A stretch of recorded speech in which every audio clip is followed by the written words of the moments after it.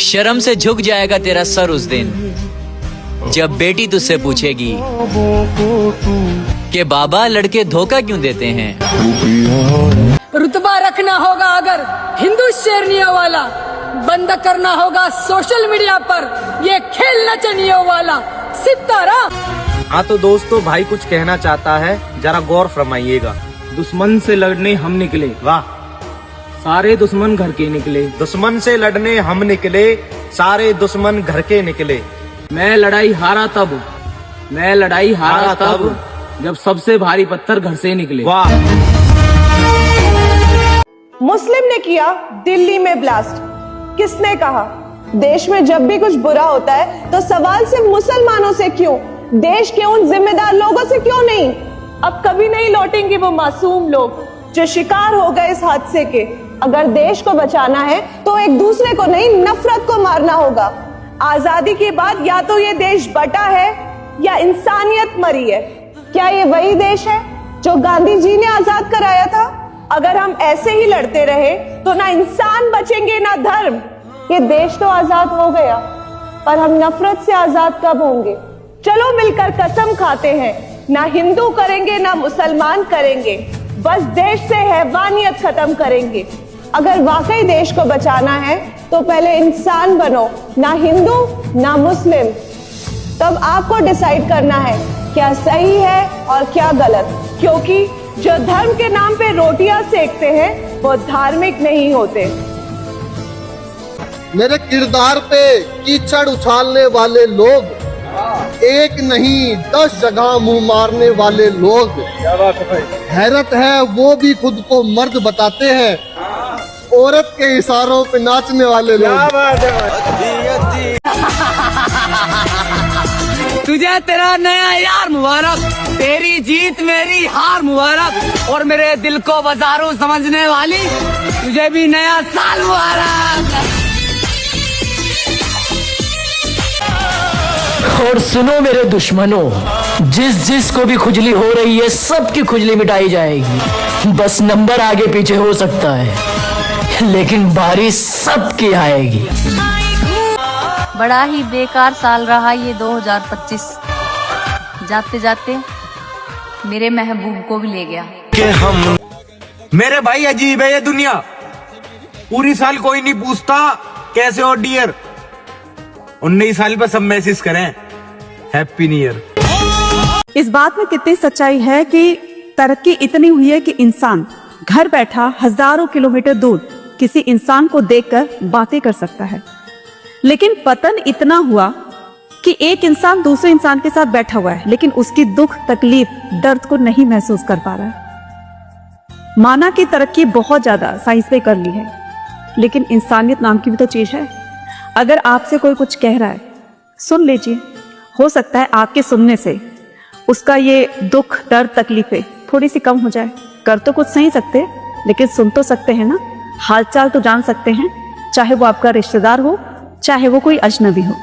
सुनने में क्या जा रहा है, बताने में क्या जा रहा है ना। हर फील्ड में बेखौफ होकर उतरो, क्योंकि वक्त से पहले मौत नहीं आने वाली। अगर कोई मक्खी सब्जी तोलते वक्त तराजू पर बैठ जाए तो कोई ज्यादा फर्क नहीं पड़ता, लेकिन अगर वही मक्खी सोना तोलते वक्त तराजू पे बैठ जाए तो कीमत में लगभग 10,000 रुपए का फर्क आ जाता है। अगर तुम 4 ऐसे लोगों के साथ रहते हो जो महीने के लाखों कमाते हैं तो कुछ समय के बाद 5वें आप होंगे।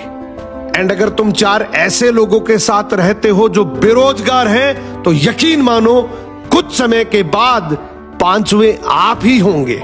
सो हम कहां बैठते हैं, किसके साथ बैठते हैं, हमारी कीमत भी उसी आधार पर निर्धारित करती है कि हमारी संगत कैसी है।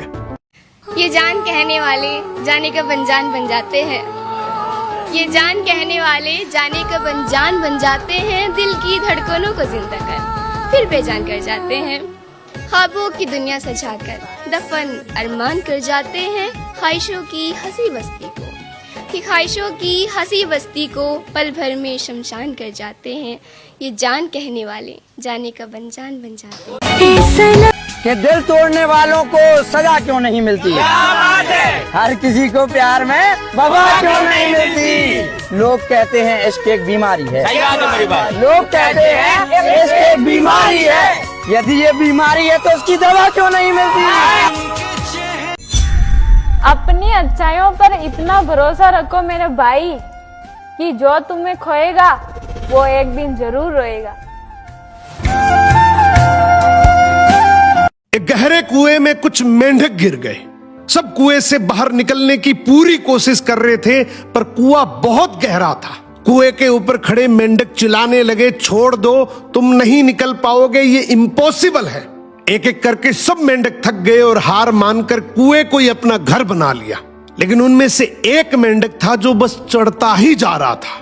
बाहर खड़े मेंढक जोर जोर से चिल्लाने लगे, मत कोशिश कर, तू मर जाएगा।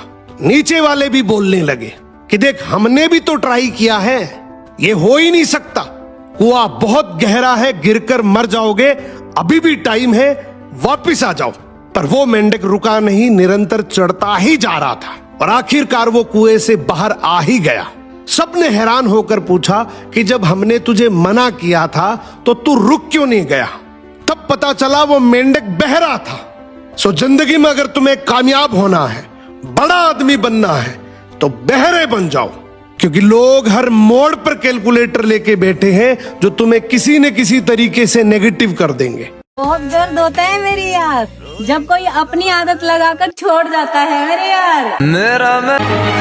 जब पूरी दुनिया एआई सीख रही थी, हम धर्म यात्रा निकाल रहे थे। जब बाकी देश रोबोट बना रहे थे, हम रथ सजा रहे थे। जब बच्चे कोडिंग सीखना चाहते थे, हम उन्हें सिखा रहे थे कौन सा धर्म पहले आया। धीरेन्द्र शास्त्री जैसे बाबा कहते हैं कि भारत को हिंदू राष्ट्र बनाना है। अच्छी बात है, पर वो क्या बताएंगे कौन सा हिंदू राष्ट्र जहाँ महिलाओं को उनके पति की चिता में जिंदा जला दिया जाता था? कौन सा हिंदू राष्ट्र जहाँ दलित महिलाओं को उनके स्तन ढकने के लिए उनसे टैक्स लिया जाता था? कौन सा हिंदू राष्ट्र जहाँ दलित अगर मंत्र बोले तो उसकी जीभ काट ली जाती थी? बाबा अगर सच में पर्ची से भविष्य देखते हैं तो एक पर्ची ऐसी निकालें जिसमें लिखा हो कि इस दिन हर बच्चा पढ़ेगा, जिसमें लिखा हो कि इस दिन हर नौजवान को नौकरी मिलेगी। बाबा अगर सच में भारत बदलना चाहते हैं तो धर्म यात्रा नहीं, ज्ञान यात्रा निकालें, क्योंकि भारत मंत्रों से नहीं, मशीनों और दिमागों से बनेगा। हमें धर्म नहीं, दिशा चाहिए। हमें जातिवाद नहीं, समानता चाहिए। हमें भाषण नहीं, रोजगार चाहिए। और हमें हिंदू राष्ट्र नहीं, हमारा संविधान चाहिए।